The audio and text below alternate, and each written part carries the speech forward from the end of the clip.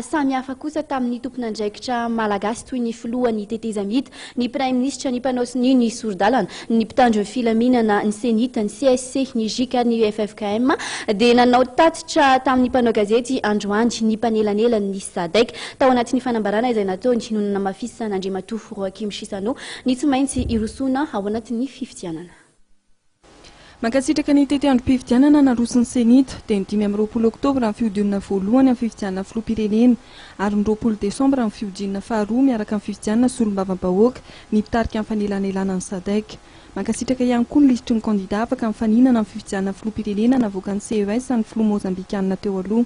Nambaran'ny Andriamatoa Roakim Sisano fa dingana goavana ahafahana miroso amin'ny fifidianana amin'ny vitan'ny CES sy ny senita. Manandanja amin'ny famerenana ny rafitra manaraka ny lalam-pandrenana ireo fanapakevitra roa ireo hoy ny tenany. L'équipe de la médiation souligne que la décision de la CES ainsi que celui de la CENIT constitue un pas important vers la création des conditions nécessaires pour l'organisation avec le soutien de la communauté internationale d'élections crédibles à Madagascar, un événement historique qui marquera le rétablissement de l'ordre constitutionnel au pays. Anisan'ny fanontaniana napetraky ny mpanao gazety ihany koa ny hoe amin'ireo kandidat 3 manana kandidat toanana ve mivondrona raisam-pirenena.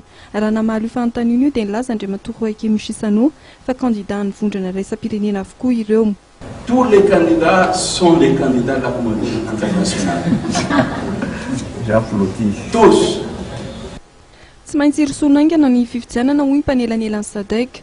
Raha nanontaniana momba ny fitsopahan'ny Ankolava Ravalomanana amin'ny fanapakevitry ny CES sy ny fivoahan'ny Ankolava Zavelbert tamin'ny fivoriana dia nilaza Andriamatoa Roakim Sisano fa anjaran'ny vahoaka malagasy no maneho ny heviny amin'ny alalan'ny fandraisana anjara amin'ny fifidianana sy ny fandatsaham-bato. La France a pris sa position, le peuple malgache est là, chaque citoyen malgache va prendre sa décision de participer aux élections. Les discussions entre les mouvances, les différences restent ce qu'ils sont, mais le peuple va faire le choix. Le débat a été fait, maintenant c'est au peuple malgache de faire le choix.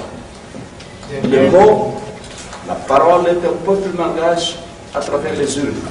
Nanamafy ihany koa Andriamatoa Roakim Sisano fa nasazy ireo izay manana tanjona anankiroa amin'ny fifidianana ary manao antsoava mivondrona raisam-pirenena ny tenany mba hanohana ara-teknika sy ara-bola amin'ny firenena malagasy amin'ny fifidianana. Androany no nanainga ny délégation avy amin'ny SADC ny lohan'ny aingan'ny ekipan'ny Andriamatoa Roakim Sisano dia nanantanteraka tatitra narana tafa tamin'ny mpanao gazety tetsy amin'ny hôtel Colbert Antaninarenina izy ireo.